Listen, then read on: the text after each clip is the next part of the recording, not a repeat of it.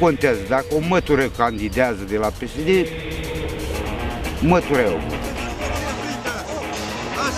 În anul pentru care el spune că nu este pregătit, reușește să devină din director la editura tehnică, președinte al României, nimeni nu-i se putuse opune cât de cât coerent și cu rezultate electorale, iar cei mai mulți dintre români îl considerau salvatorul unic. A urmat să nu-l primească în țară pe fostul suveran al României Mihai I, dar se apropia din ce în ce mai mult de Moscova. Și adversarii săi cei mai virulenți, greviștii din Piața Universității, care în timpul primăverii renunțaseră la un protest maraton pe 20 mai în urma alegerilor care cu o proporție de 86,19% fuseseră câștigate ca voturi de Ion Iliescu. Apoi, cei mai neînduplecați care nu plecaseră din Piața Universității aveau să fie victimele minerilor. Alături de ei, alți bucureșteni cu ochelari, barbă și blugi. El e criminalul, bun, am înțeles, dați-mă la cap. Dar au fost măcelăriți oameni care poate nici trecut în viața lor prin Piața Universității.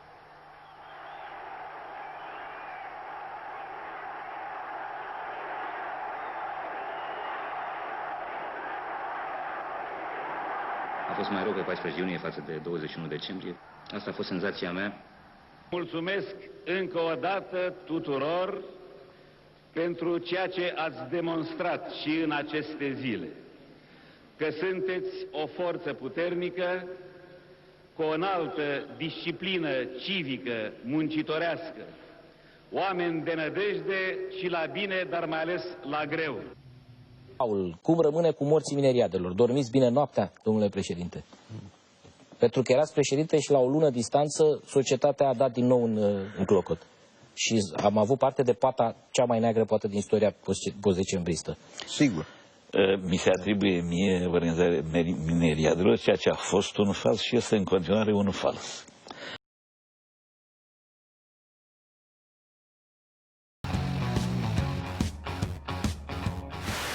După un deceniu de libertate, România se afla din nou sub conducerea lui Ion Iliescu. A urmat 4 ani în care președintele a stat cu minte la Cotroceni și a privit cum țara era sugrumată de corupție și de clientelism politic. Domnul Iliescu nu e doar primul om care a etichetat capitalismul de cumetrie. El este cel care a construit capitalismul de cumetrie sau l-a lăsat să se construiască, da? Pe tura lui. Din păcate, acest nărav a fost continuat și de ai noștri, și trebuie să o spunem, și de alții. Iar astăzi, clientelismul a ajuns la forme grotești. Iliescu a ridicat de mai multe ori problema corupției, a clientelismului politic, dar n-a făcut nimic ca să blocheze treaba asta. Ion Iliescu a fost atunci foarte rezervat. Adevăratul președinte al României a fost Adrian Năstase. Premierul României între 2000 și 2004, Adrian Năstase era omul care hotărea soarta țării în acea perioadă. Duhoarea corupției din regimul Năstase se simțea, dom'le, până în partea de jos a masei. Adrian Năstase. Cine e Adrian Năstase? Un hoț. Regimul Năstase era un regim profund corupt. Era ceva, deci, dom'le, să umbla cu caietul sau cu cartea cu câte $100 la fiecare foaie. Mai ales că jurnaliștii erau cumpărați de Adrian Năstase. E foarte clar. Era și metoda de presiune, de agresivitate, dar dublată era morcovul cu zăhărelul și zăhărel consistent. 4 ani de închisoare cu executare pentru Adrian Năstase și 3 ani cu suspendare pentru Dana Năstase. Pedeapsă grea pentru soții Năstase acuzați de luare de mită. Decizia judecătorilor este definitivă, iar Adrian Năstase s-a predat deja. Nici mie nu-mi place domnul Vântu, așa cum se pare că nu vă mai place nici dumneavoastră. Nici azi noapte nu v-a plăcut? Și în condițiile în domnul care... Joană, nici azi noapte nu v-a plăcut întâlnirea cu domnul Vântu? Dar în condițiile azi acestea... noapte, când a aflat că e arestat domnul Popa Nicolae, cel cu FNI-ul, nu v-a plăcut? Ce se întâmplă v-a cu chemat în urgență? Domnul Băsescu. V-a chemat în urgență?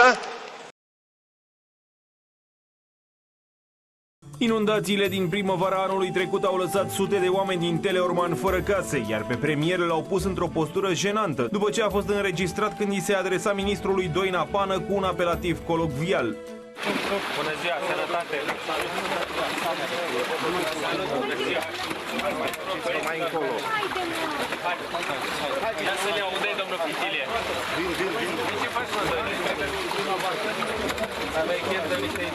Nu doar exprimarea premierului a devenit cunoscută, ci și barca pneumatică în care acesta s-a urcat alături de Liviu Dragnea. A fost mai mult împinsă decât trasă de jandarmi pentru că apa nici nu trecea de genunchi. Câteva zile. Fostul premier Victor Ponta a fost pus sub control judiciar pentru o perioadă de 60 de zile de către procurorii DNA Ploiești. Ponta ar fi primit 220.000 de euro pentru a sprijini la alegerile parlamentare din 2012 un om de afaceri pentru ca acesta să candideze într-un colegiu, au precizat procurorii anticorupție.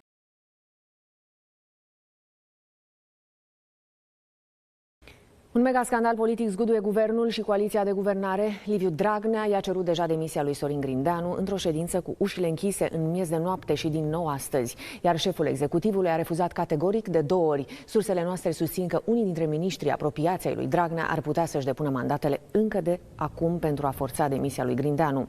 Soarta întregului său cabinet va fi decisă însă mâine, când PSD va spune clar cine rămâne și cine pleacă de la Palatul Victoria.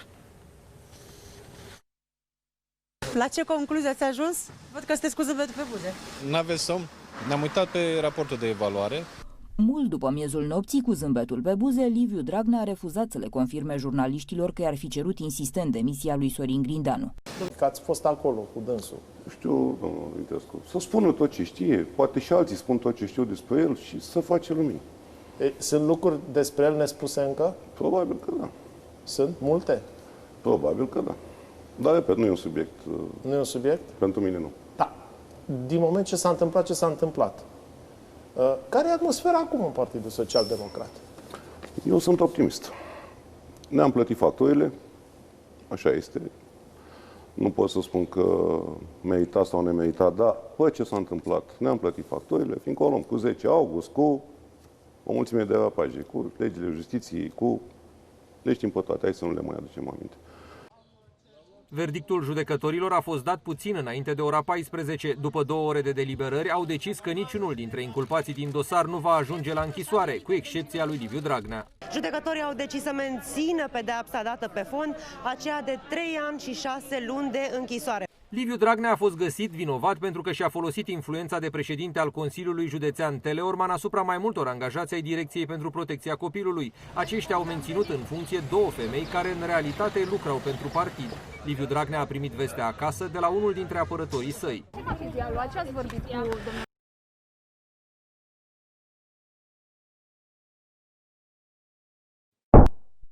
Dar nu vor să o accepte și nu vor să o vadă. Acești oameni cred că sunt autiști. Imunoglobină, a lipsei de imunoglobină, de pe piață a imunoglobinei, în perspectiva Euro 2020,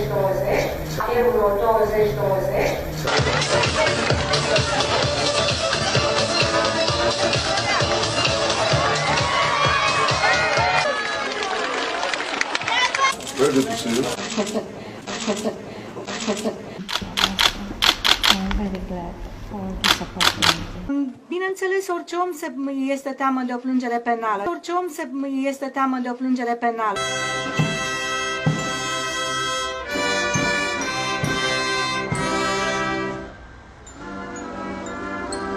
Thank you. Thank you. Yes.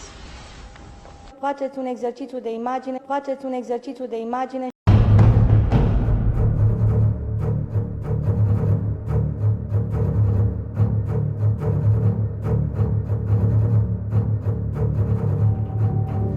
Față de acțiunile jandarmilor implicați în misiunea din data de 10 august, a fost începută o verificare internă și până în prezent au fost identificate 5 situații susceptibile de comiterea de abuzuri împotriva unor persoane care nu au săvârșit acte de violență.